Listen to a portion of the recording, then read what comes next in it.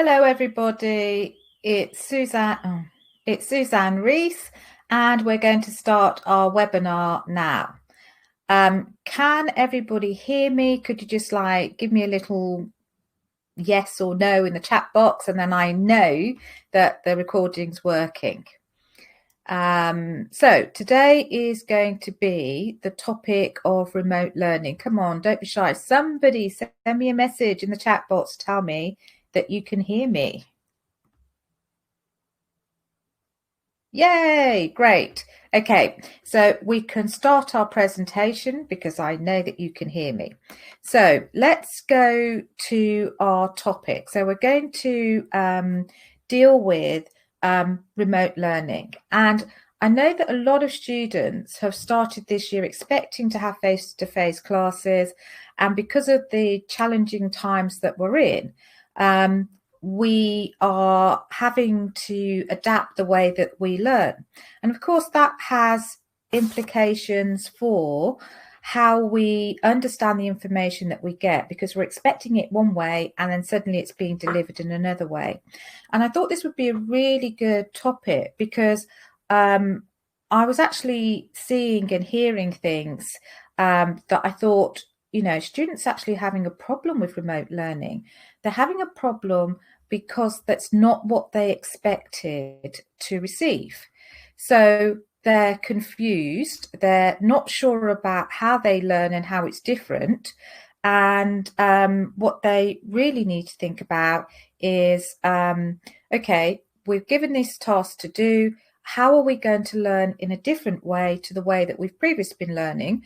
And why is that important? Now, one of the things that students like to do is, they've got a commitment to do something. They'll go to a lecture, they turn up, they study.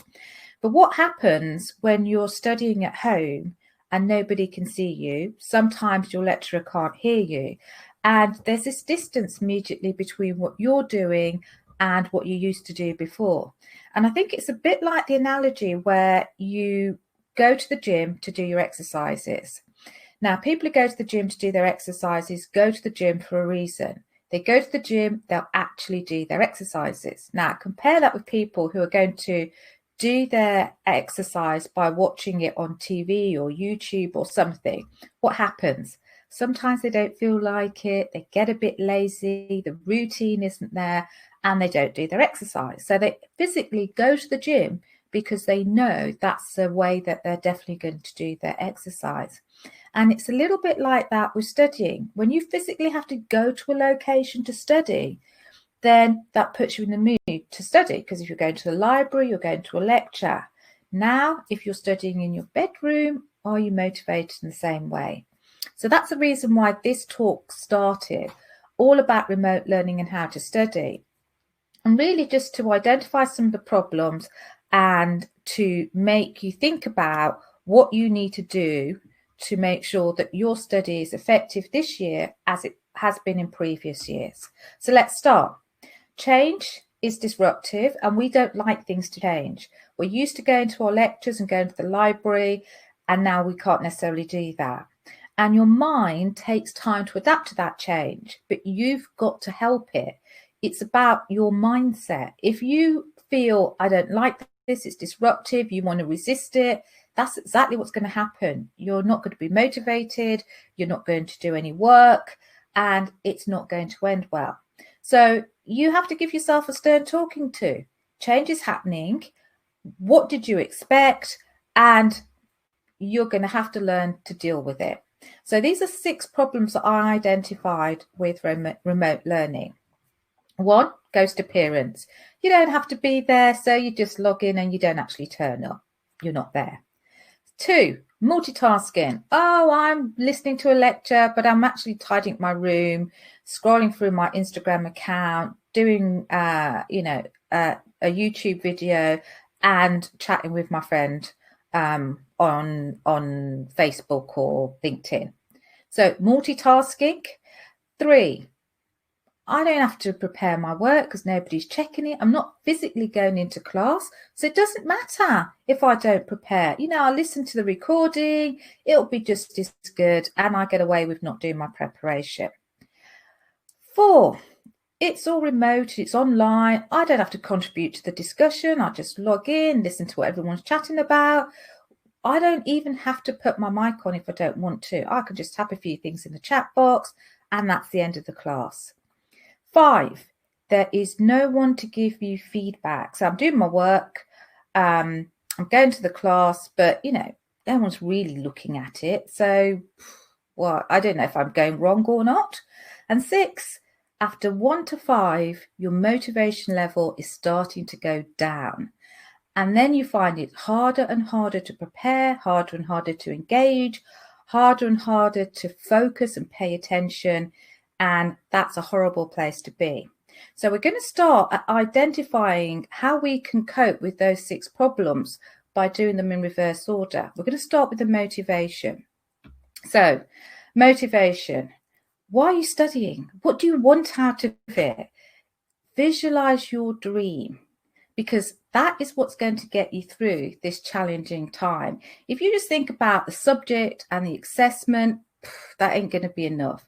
You've got to think about how you're going to feel when you've passed the exam, when you've got a fantastic grade, how your family are going to feel, how you're going to feel, how you're going to be one step closer to your dream career. And in the hard days and the hard slog, it's that idea that you will one day do that job that you've always wanted to do that is going to make you push harder at this stage. So visualize your dream. Wake up and start walking towards it. That is your motivation. No one can give it to you externally. You've got to find it somewhere within yourself. And if you're not motivated, stop wasting your time. Go and do something else that you are motivated to do. Choice is yours. Okay, so that's your motivation. There's no one there to give me feedback. I'm going to class, I'm doing my work, but I don't know if I'm getting it right or wrong.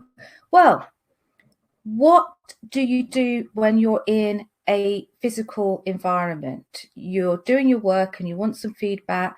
Well, you maybe talk to your tutor. So what's stopping you in this virtual environment from emailing your tutor? Send them your work and say, I've done this. I'm not sure if it's right. I've reflected on it.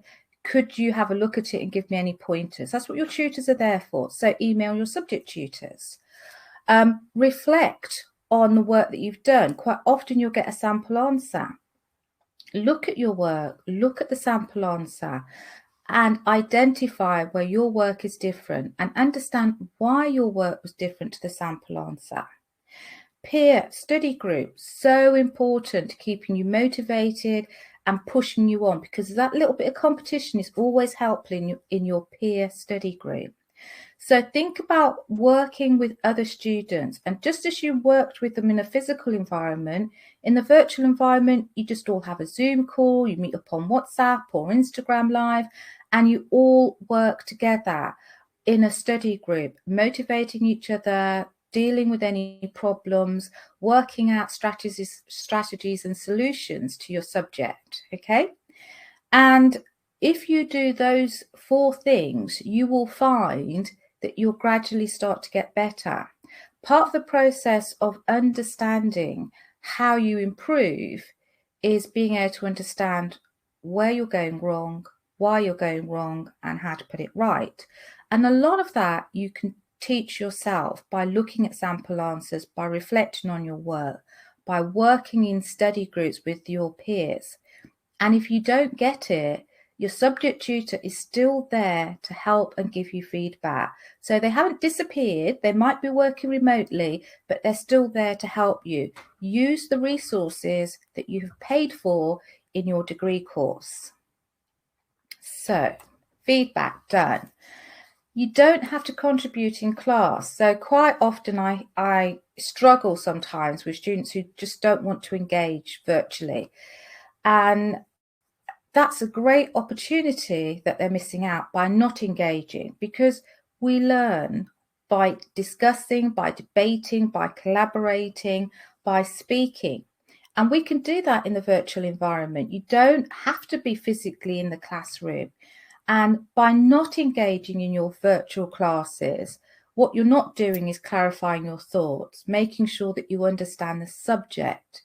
You're not unpicking the misunderstandings that you may have brought into the subject when you did your own reading.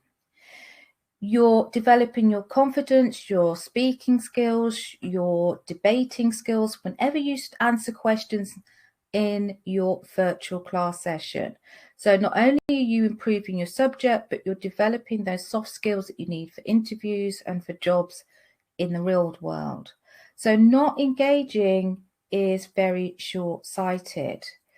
All of these things don't really need to change. We can still interact with each other in a virtual environment, and that's what you need to remember. Now, you don't have to prepare because no one's checking your notes. You can just pretend that you've prepared, write a few notes, but not do the actual preparation task. Why is that short-sighted? Well, preparation tasks are designed to help you work when you go into the class situation, whether it's a physical class or a virtual class. If you haven't done the task, then you're not prepared. And that means that you are not going to get the maximum out of your small group session, your workshop, whatever it is, because you haven't done the preparation task. And doing a few notes is a bit of a cop-out and is not the preparation task. Now, if you do that enough times, what are you preparing for? Well, there's a quote there: fail to prepare and you are preparing for failure, because you're not learning the skills that those preparation tasks have set you up to learn and then develop when you're in the classroom. Now, I see that I've got a chat. Something's come up in the chat box. No, that seems to be okay. I don't know why the chat box just came up. Go back to the slides. You really do need to do whatever task is. So, for example, if you're asked to read a case and then prepare a document of some description, then prepare the document. Making notes is not the same as preparing a document. If you're asked to draft something, making notes and reading the case and the rules is not the same as drafting the document. So do the task that you're required to do, because you're going to learn a lot more than if you just make notes. Now, the next point is I can multitask too. So I can be listening to a lecture and a virtual class. I can be tidying up my bedroom. I can be chatting to my friends on LinkedIn, and I can be watching a video on YouTube. Well, actually, you can't. If you really want to take in information, you have to actively listen. That means you have to listen, process it, engage with it, ask questions about it, reflect on what's been said. And if you're doing all these other tasks, you're certainly not listening to your lecture or really understanding what's going on in your workshop. You've got to treat it like you are going to a lecture, and with the respect that you would have if you were going to a lecture. So if you're going to a lecture, you turn off your mobile phone, you'd sit in the lecture theatre and you would listen to the lecture and ask questions. And it's exactly the same when you go to your virtual class. You have to eliminate the distractions, turn off the TV, turn off your phone, focus on what you're doing. And while you're doing that, be completely there 100%. And when you finish, then obviously you can do all those other things, but you're not going to get as much out of your learning if you're trying to multitask and not focus on the task in hand. So we come back to the ghost appearance, the person who's going to virtually log on but not really be in the room. It's one step further from multitasking. They're not even in the room. If you're not going to be in the room, just don't do it. It's wasting your time. You're not learning anything. You're not able to participate and therefore develop your knowledge. And quite frankly, you're just kidding yourself.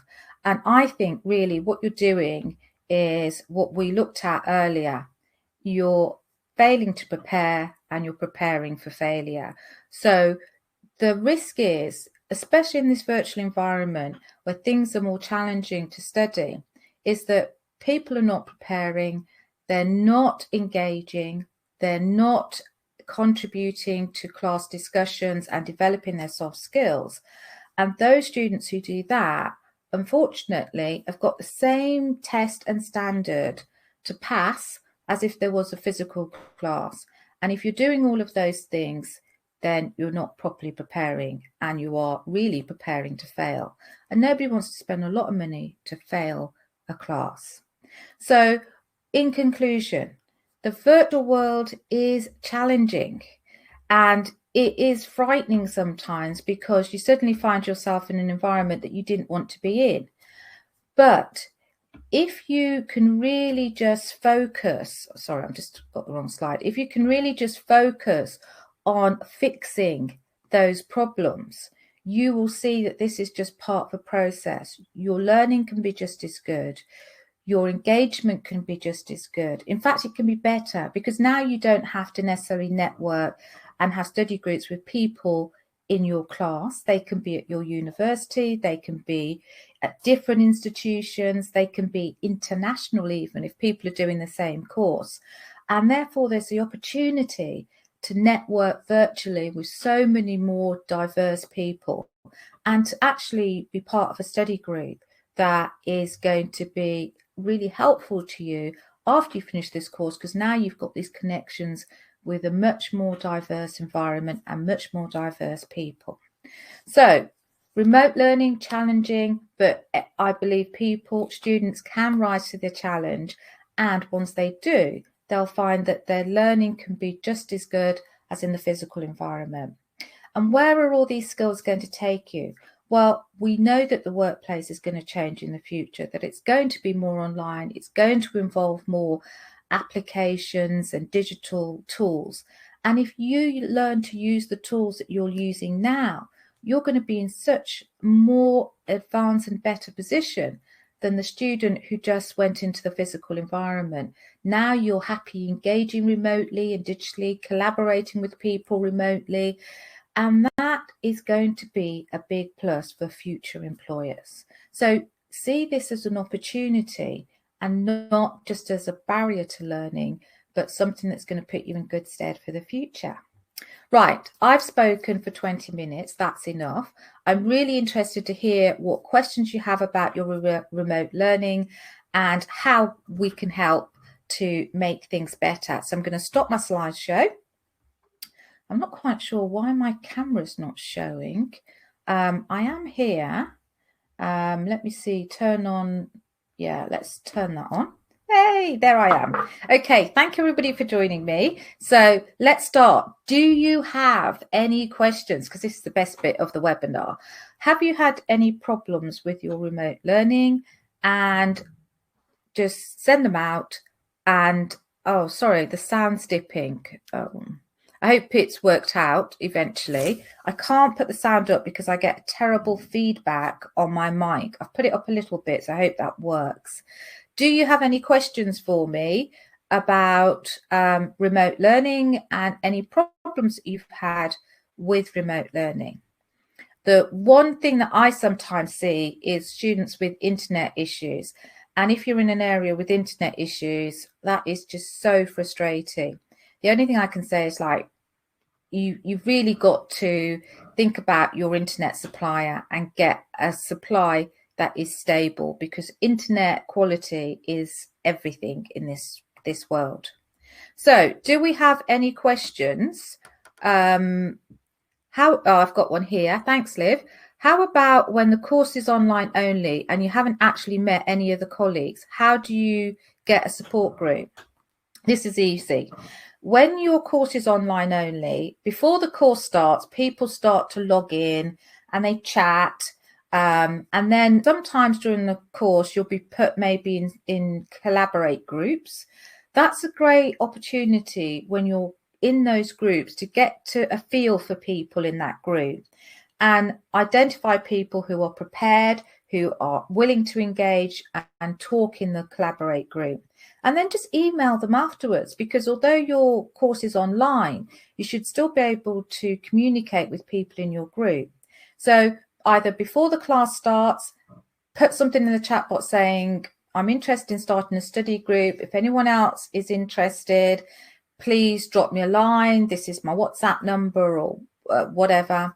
And then in the collaborate groups, when you're working with individual students and you spot a student who's always prepared, who's engaging and interesting, you think this is the sort of person I want to work with, email them or simply say to them in the Collaborate group, look, can we have a chat outside the group? So just as you would in a physical class, you talk to people before the class started, you might hang around in the chat in the classroom after class, and it's same with the virtual class. Sometimes I find that my students are in the virtual room because they've got a class afterwards and they're chatting away to each other while they wait for the next class. Use those opportunities to just put it out there that you're interested in starting a study group and see what happens. Don't be afraid to reach out to people just because you haven't physically seen them. And if it works, it works. If it doesn't work, you could say, hey, you know, the study group's not working for me, and try and find another group of people that you want to work with. But I really do recommend it. It's a bit like the gym thing. You know, if you go to the gym with a friend, you're more likely to stay on track at the gym. If you just go there on your own, there'll be those days when you want to do something. So you just, you know, slack off a bit. And then it's just a sort of ongoing thing where you slack off doing your exercise. Then you don't do it for several weeks and it's more difficult. So reach out to people and just put it out there. And the keen people will take you up on your offer. Just try a couple of sessions, you know, just do it for one workshop or one small group session and see how it works out. If it doesn't work out, try it with somebody else or another group of people. But definitely, I think it's a great idea to reach out, and then you just don't feel so isolated and alone. How about when the course, that's okay, that's when the course is online. I've got another message. Hi, Suzanne, I'm working remotely, studying remotely, attending extracurricular webinars.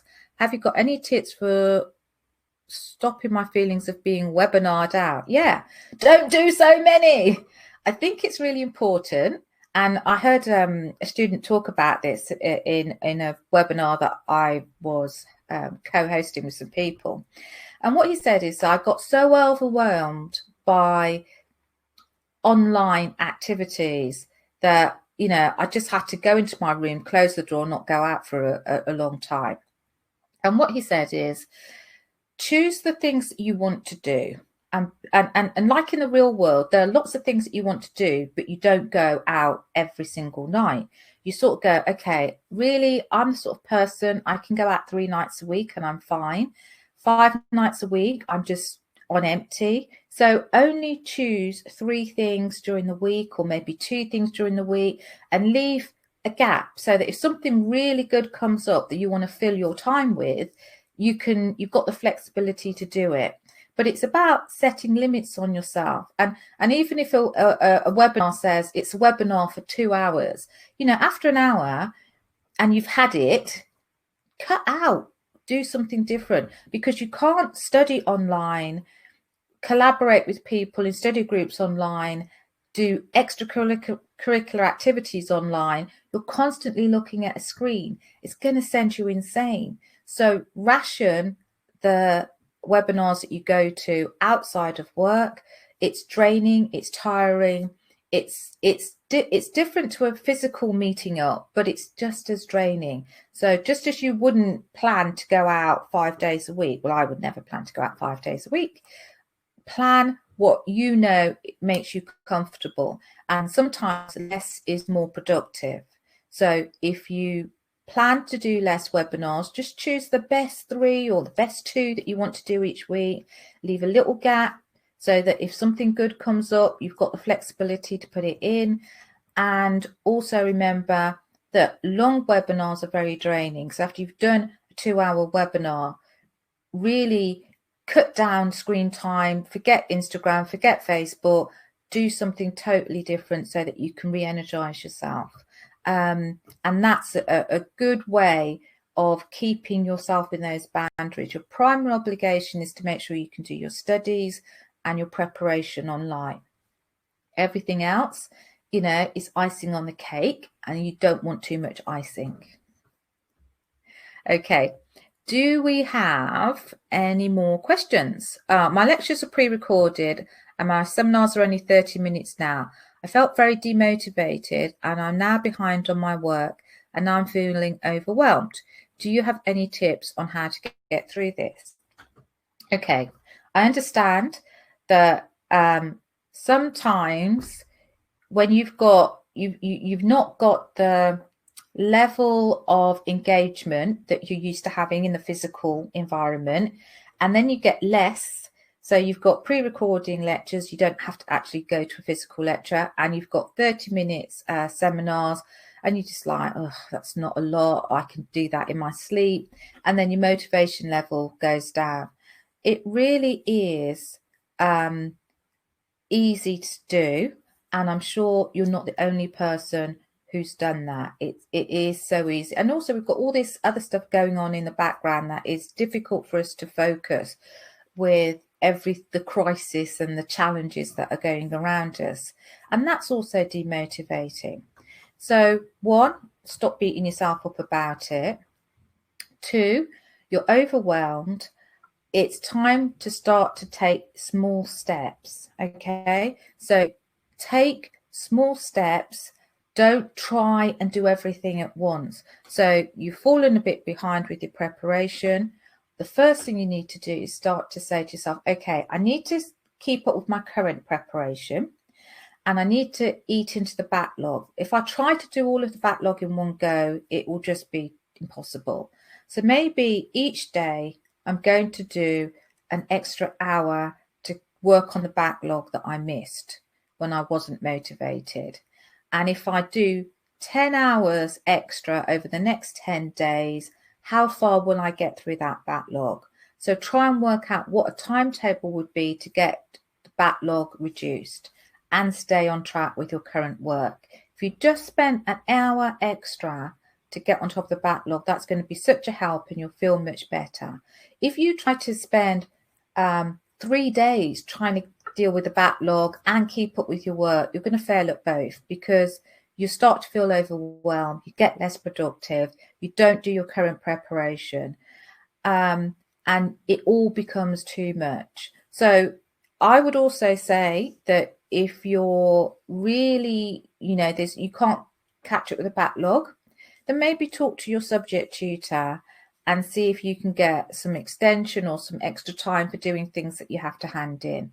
And just explain, look, I've not felt motivated, I've been concerned about everything that's going on. Just be honest, and I've fallen a little bit behind, but I have a plan, and I've worked out that if I do X, Y, and Z, I'll be back on track. But I'm feeling a bit overwhelmed, and I'd really help if I could have a short extension on that essay or that piece of work that I've got to hand in on that day. Could I have an extra 7 days, or whatever it is that you need? Try to get a plan together, then use the plan to get you back on track. So it's very similar. You haven't been to the gym for a while, you feel overwhelmed, you've got to go back. You don't go back to the gym and spend 2 hours. You might just go back and do 15 minutes to start with. And then the next time it might be 20 minutes. And then gradually you build your time up to the sort of times that you had before you slipped away. So start in small steps. Don't beat yourself up. And remember that whatever you do, there will be times when there are dips in your performance, and just go with them.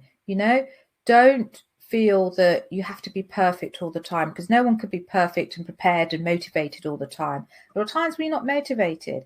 And if you're not motivated, go and do something that you find enjoyable for an hour or two and come back to your work. And I tell you, you'll feel much more motivated and inspired to do your work then than if you just sit at your desk, not motivated, not really engaging with it, and struggling on. Sitting at your desk for 4 hours when you're not happy and motivated is a waste of time. Better to have spent 2 hours going and chatting to your friends, or going for a walk, or meeting your family, or whatever it is that interests you, and come back and do 2 hours work after that. And in that 2 hours, you'll probably do as much as you would have done in the 4 hours when you weren't motivated. So, those strategies help. Great. Thanks for that question. Do we have any other questions? I think that's it. Any other questions? Did I miss a question? No. Oh, have you got an have you got any organizational tips? Well, I think planning is really underrated. I think a lot of people feel that if they plan something, it's wasting time and they should just jump in. And part of organisation is about planning. Planning about what you're going to do this week, planning what you need to do in 4 weeks, planning what you need to do in 8 weeks when you've got an assessment, planning what you need to do in 12 weeks. And if you have a clear plan of what you need to do over the next 12 weeks, I think it focuses you to organise your work so that by the end of that 12 weeks, you've done all the work you need to do. And I don't think you have to be prescriptive about how you plan, whether you want to draw diagrams, you want to draw a map, you want to draw a graph. It doesn't really matter to me. But, or, you know, some people like to use apps to do project management, whatever. But planning, thinking and organising are important because they will get you to that place that you want to be. And time planning and organising is never wasted, because once you've done it and then you start to follow the plan, you get that routine going again. And so I'd say planning is important to get you into a good organisational position. Okay. Okay, any other questions? I don't seem to have any more questions. So if we don't have any more questions, I think we might be done for the day. So recap. Oh, we've just got a question here. For the study groups, how many people in a group would you recommend? For study groups, I really think it's about your personal preference. Some people like to work with one other person that they get on well with and they work in a similar way. I think ideally you want to have people who bring different things to the group. So maybe a group of 4 or 5 people, 6 people maximum, because you want people all to contribute and help each other. And the larger the group, then the opportunity to contribute becomes more of an issue, because you've got to arrange a time when all 20 of you can meet up. Well, that's never going to work. It's much easier to organise small groups. So personally, anywhere between 4 to 6, I think, is a good number to have as a study group. People might not always be able to meet up. So it might be that, 1 or 2 people can't meet up on the agreed time. So it goes down to 4. But what you're getting in at least 4 people is different ways of looking at the problem. And that will help you, because then you start to think, okay, well, I thought of the problem this way. Someone else thought of the problem in a slightly different way. And when you amalgamate those different approaches and discuss them and debate them and work them out, you're going to come up with a much more rounded answer. If you're just working with one other person and they think like you and work like you, you're both coming up with pretty similar ideas. The whole point of a study group is that you've got a bit of difference within the group, people who look at the same problem in a different way. And that forces you to look at the problem in a more rounded way, because you're looking at it from the different perspectives of other people in your study group. And you're seeing problems and issues that maybe you would not have seen if you were just working on your own. So ideally, I think between 4 to 6 people is great for a study group, easy to organise. And if 1 or 2 people don't come, you've still got at least 4 people. So do we have any other questions for today? If we don't have any more questions for today, then we're just going to wrap it up. I hope that you all have a really lovely Saturday. Oh, one question's just popped in. Will you be having any other webinars? Oh, great. I'm so glad you told me, you asked me that question. I've got a note here. The next webinar will be on the 12th of December at 2 o'clock. And what I'm going to do in the next webinar is I'm going to, rather than talk about a specific subject, I really think that by that time, students have got to the end of their first term. And it would be a great webinar just to have on questions and answers. So what questions do you have about the way that you study or study problems? Let's discuss them in the webinar and spend our time doing that. So it might involve revision. Will you be having, essay writing skills webinar? So we're going to have question and answers. And if you want a question and answer skills webinar, tell me what type of essay writing skills webinar you want, because that's a broad topic. Is it about the reading, the planning? Is it about the language that you write in? Try and get it as specific as you can, then it's much easier for me to do a webinar. So the topic for the next webinar is obviously is called study problems.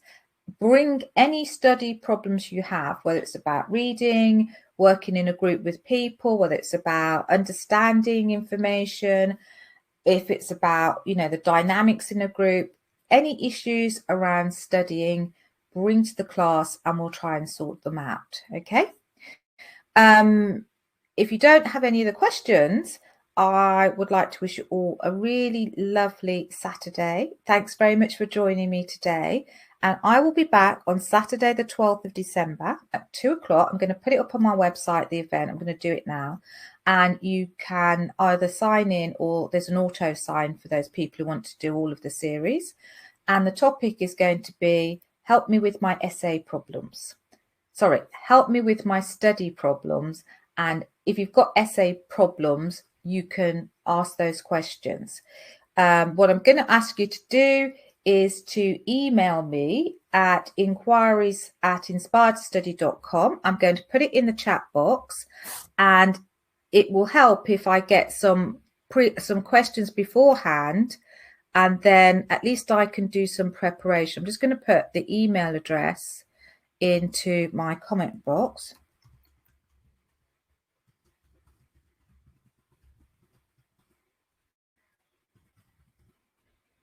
Right. That's my email address. So if you've got a study problem or an essay problem, email it to me, and then at least I can prepare some of the questions beforehand, and I'll let you know if yours has been selected. Now, I think I've answered everyone's questions.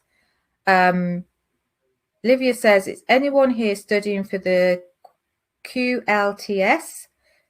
If they are, and there's a problem about them, then let me know. Okay, have a lovely Saturday, everybody, and I'll see you on the 12th of December. Okay, bye.